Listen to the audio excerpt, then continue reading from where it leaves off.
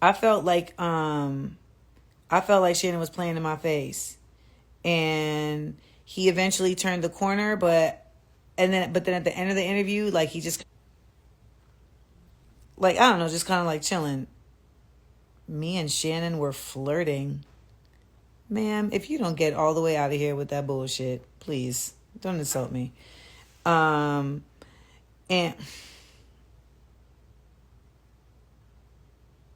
that was offensive. That was highly offensive, and it makes me wonder if you know when people are flirting with you. Um, so when I left the interview, I just was very like kind of not sure how it was going to play out, and I knew that he had played himself in the interview in a number of ways, and so I knew that he would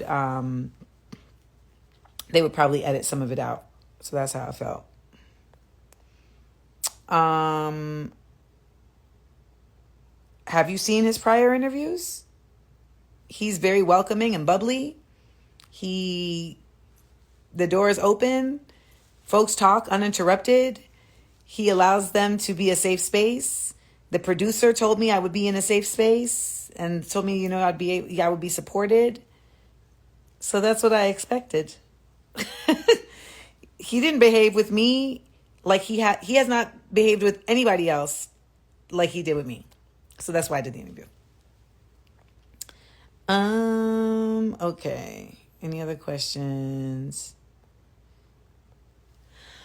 You know what? I don't feel like it showed my so it's weird when we talk about like truth, right? Like, so yes, like I got to speak honestly about certain things, but I don't feel like it showed my truth because it showed me in defense mode. And I don't exist in defense mode. So it put me on my heels a little bit where I felt like I had to just kind of do a lot more explaining, and it was a bit exhausting, like mentally. So, just like I had to really like kind of manage the interview, and that's really different. Now it's beautiful, like when you get to do interviews where you really get to just be like, you feel like you're liberated in the conversation.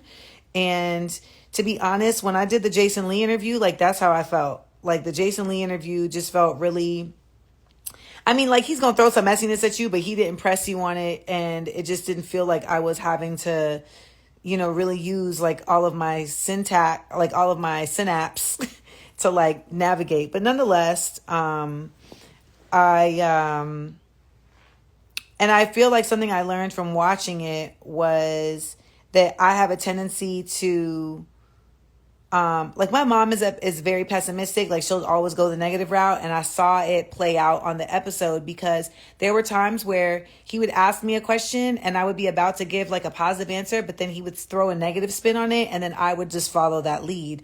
And that is something I need to be more mindful of, just in the future in general, because I shouldn't be letting somebody like lead me down that road.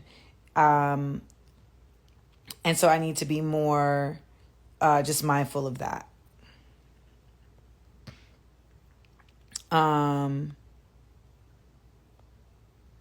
No, there will not be a part 2. So many of y'all have been on my head like, don't you ever go on that platform again. So I will, I will not. Oh, thank you, Entertainment Takeover. I appreciate you. I did have regret because I felt like I had made a big mistake in like sharing so much and just being so kind of just my full unmasked like honest self. And then that turned by the end of the day because I'm trying not to look at comments, but I was looking at the DMs and so many of you all felt so seen in the interview, and you felt like you had somebody that was speaking your truth. And so that made it all the worthwhile. like completely made it all the worthwhile. And yeah, so no, I don't regret it anymore. In the beginning of the day, like I literally had to step away from the radio show and cry and come back because I just felt like I was so hyper focused. I literally didn't eat today. Like I just realized this. I have to go eat. So I'm doing this quickly because I realized I have to go eat. I did not eat today. I had like some almonds and some pretzels with almond butter. So I've OD'd on the almond. Yeah, the pivot definitely would have been a dope option. Um,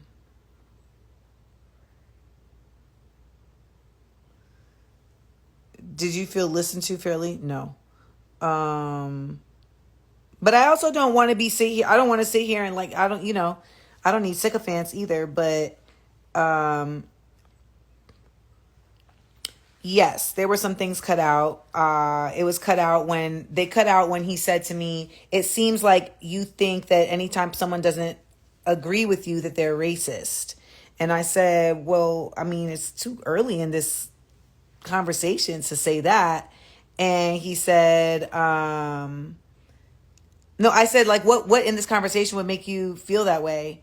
And he said, well, I feel that way because you just talked about autism being racism and you just talked about your teacher being racist.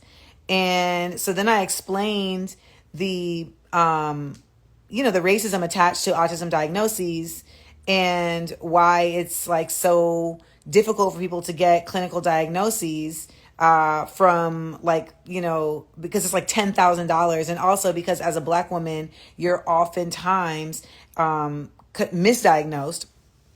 And then they cut out where I said to him, like, didn't you leave your last job because of racism?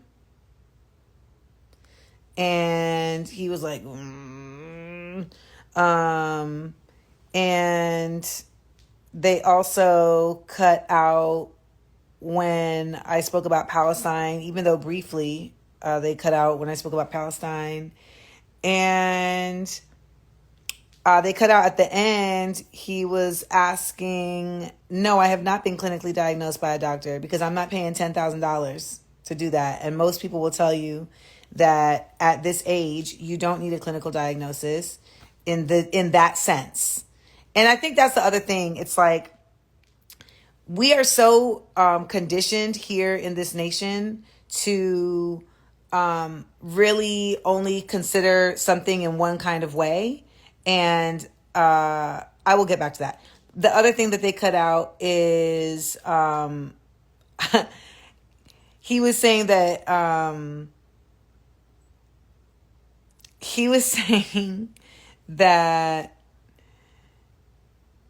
what's it called? Hold on. He was saying that I guess Caitlyn Jenner said basically that she said like good riddance, I guess, when OJ died. And he was asking me about that. And I said, and he was like, how do you feel about that? And I was like, I mean, I don't really know, but he was like, I just don't think we should celebrate when people die. And I was like, well, I mean, when the Queen died, I definitely was like, good riddance. And he was like, oh, I'm just not that kind of person. I just not that kind of person. I wouldn't do that. And I was like, so you telling me that if you went back in time and you had the capability to see your former enslave, your people's enslaver put in the ground, you wouldn't do a little fist pump? He was like, nah, I wouldn't do it. I wasn't raised that way. I said, shit, I was. So that was that.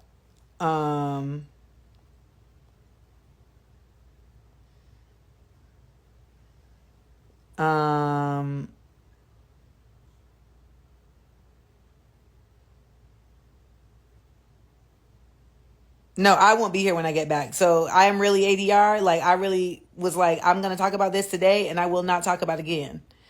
I will not talk about it again. I will not. So that's why I was like, let me hop on this thing and do a little talking. And give people, more space and energy around it because I'm not going to do it anymore. Oh, that's what's up, Key Locked. I'm really glad that happened.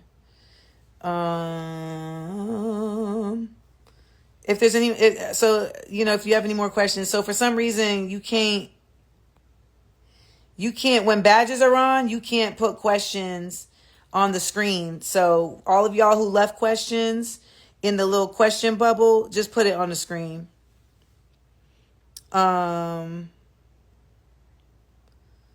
Seeing a black man, listen, this was wild. This was wild to me because I was like, I can't make that make sense. I can't make it make sense. I was really flabbergasted by it. So, um,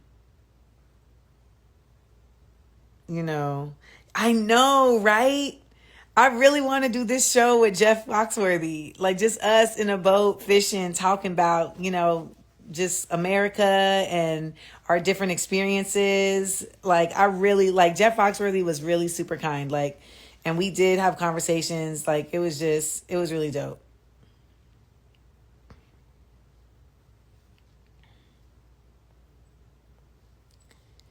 Yeah, I do. Do I think people feel intimidated by you? Yeah, and it's unfortunate because it's like uncomfortable and it just makes it feel like you got to do shit to make people feel comfortable. And then sometimes you do shit to make people feel comfortable and then they feel some type of way that you're doing shit to make people feel comfortable. So it's like you can't win. And um, I just don't, I just don't think that I should be labored with that.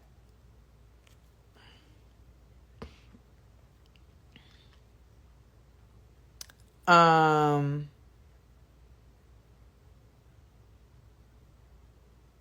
what? Remember you had me try a lamb samosa in Sonoma, California? I don't remember that. Of course they're intimidated because y'all are funny. Um,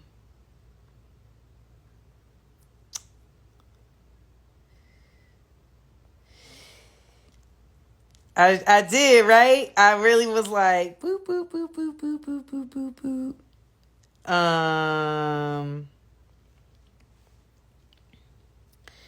I don't feel trapped in the system anymore. And I feel like this interview really helped me to like propel myself out of that system too. I meant it when I said like I burnt bridges today and I did that on purpose and I burnt bridges yesterday too. Like, well, they had already burnt the bridges. I just, sparked the last timbers of it all because I'm just not having it no more.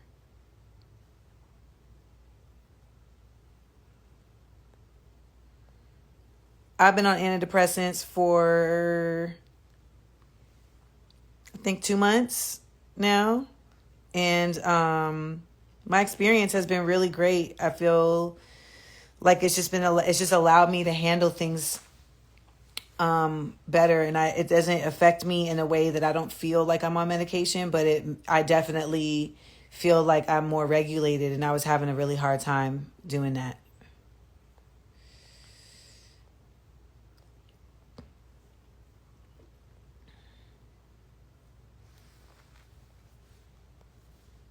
Yeah, I would absolutely do Sherry, Jennifer Hudson, or Tamron. I've done Tamron before. I spoke to Tamron the other day. I've never met Jennifer, but Sherry is the homie too. But I just need to take a break from just being in the mix like that. And I'm gonna be on this tour, so get your tickets. Um, that's really it. My goal in the entertainment industry moving forward is to not be a part of the entertainment industry. I want to just be liberated completely. I want to exist as Amanda Seales. Like I don't want to have like I don't even want to have this title of comedian or actress or etc. Like I just really want to exist as Amanda Seales, and like folks are just kind of going along with or taking in just the different creative ventures that I'm putting out there as they see fit. And that's what I really want to do. I don't want to exist within any of these boxes that I had to put myself in order to make it make sense. Hey, Robert. And you know, and like Robertson here, we went to purchase together. Like, he know me 20 motherfucking years. Like, I've always been that person, like just a multi-hyphenate. And I really feel like I want to go there. And yes, I really want to sell my art full time. Thank you so much. And that is something I am definitely driving towards. And Papaya said, I feel this interview vindicated you tonight. I've been telling my wife you're the truth forever and won her over with your honesty. Thanks. Usually it's the opposite. Usually it's the wife trying to win the husband over, trying to tell them to get on the Amanda Seales train. But I appreciate that so much. And tell your wife I said thank you.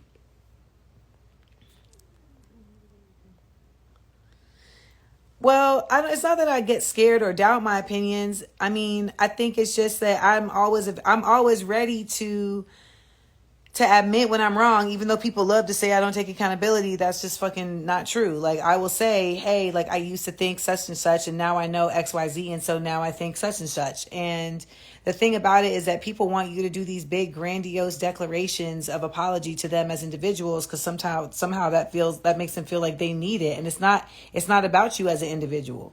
So, you know, my opinions are grounded in research. They're grounded in information. Like, I'm not just speaking about shit out my neck. So I don't really have a fear about my opinions, because I don't speak them. You know, I don't speak them gratuitously. All right, I'm gonna take 2 more questions. Hey, Gary. Will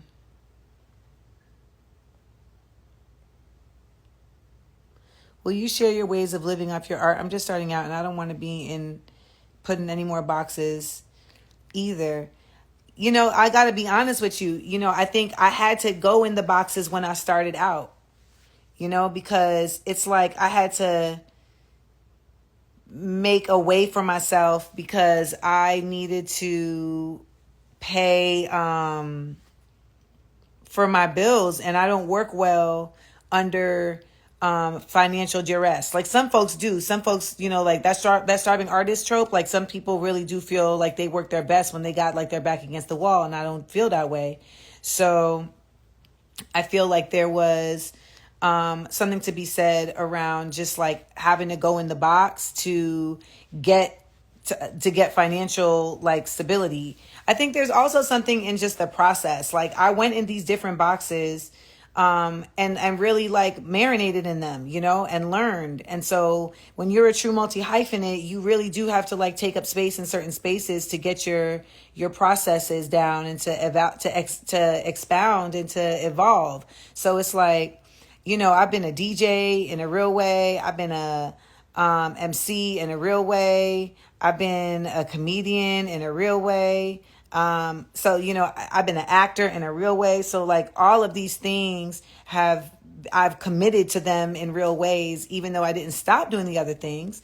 And so when they all came together, now I'm at a point of mastery where I'm just like, I can make my own box. And it took time. So I don't want to tell you that that's your journey, but that's what my journey was. And I think that there's something that I hope that there's something that you can take from there. The black media, you would ask, like, what do I think black media should do? I mean, I just think, you know, black media is a weird ass word at this point. Like, even like your page is called the black media, but you possibly are the only black media I see actually representing what I thought black media was supposed to do in this digital space, which is, you know, protect black folks. I feel like you have, you know, thoughtful commentary. And even though we don't agree on things all the time, it's irrelevant, because your heart is in the same place all the time. And that is wholly clear and, you know, abundant. Like, at the end of the day, like, you should, I hate when people tell me, like, you know, I don't agree with you all the time, because it's like, well, you don't agree with anyone all the time. But do you feel like their core and their character is consistent? Because that's the thing that you got to look at. You know, that's what you got to look at. Does that consistency show up? And I think I think be instead of critical thinking, a lot of these folks out here is doing critical hating.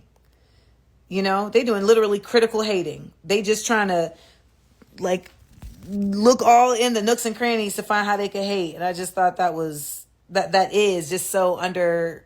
It's so stupid. It's like such a non. It's such an irrelevant. What's what I'm looking for? It's such an. I can't think. It's just so. It's dumb. It's dumb. Pin. Do you feel like you have a hard time having positive experiences with coworkers and people overall? No. I feel like I have a hard time just being in the world. That's something I've had a hard time with. Just being alive, living. And I think,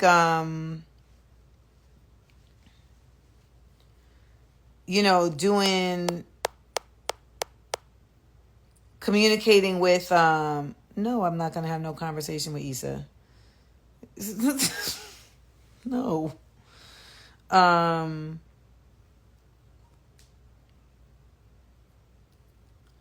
think it's like I've been in spaces that I didn't belong because I've been in spaces that don't accommodate people like me. And I'm not even talking about the autism. I just mean like they're spaces that are for self. It's so for self. So like if you're not on that, like you're not gonna fit, you're just not gonna fit. So that can be a bitch. But I feel like there's a very frighteningly incorrect misrepresentation of me, and this idea of like Amanda having a hard time in like workspaces. It's like, no, Amanda will not let you fucking play in her motherfucking face. She will not. She will not. She will not.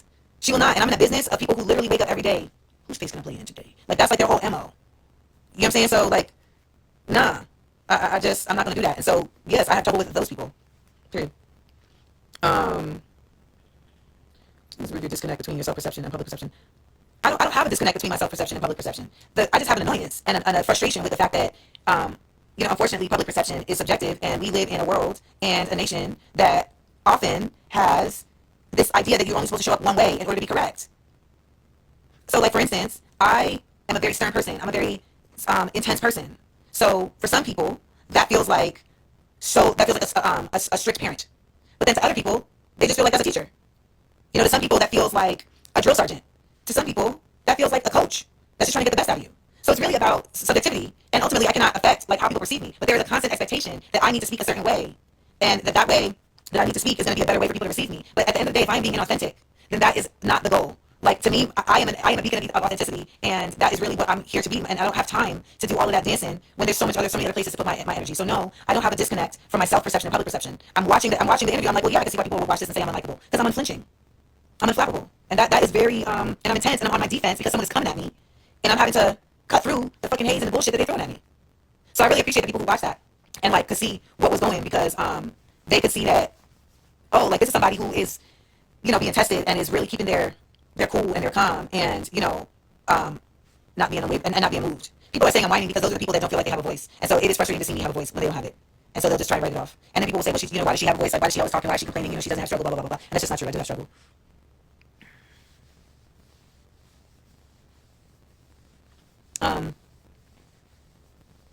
Listen, if I exhibited everything that I'm exhibiting now as a man, this would not be a discussion. If I exhibited everything I did now as a man, y'all would be like, this is not facts. Y'all would have pictures of me like framed in your house. Facts. Y'all would be like, next year. The feds would be like on my head. That's why I ain't dead yet, because I'm not a man. If I was a man, the feds would be on my head. Like, we gotta get out of here. We gotta get out of here. We gotta get out of here. So, and because Nicole Brown is who she is, she's sending screenshots and nice comments. She's like, I love you seeing these kind comments. So, will he air the episode? What are you talking about? So I'm gonna go eat, and I have to, just kind of watch some cartoons. I'm gonna watch X-Men, and I just appreciate y'all. If you haven't got your tickets to see me on tour, go to amandaseals.com. The Unlikable tour is out here, okay? And all these shows should be sold out, every single one of them. Am I done with acting? For the time being, yeah. This whole time I can kiss my ass.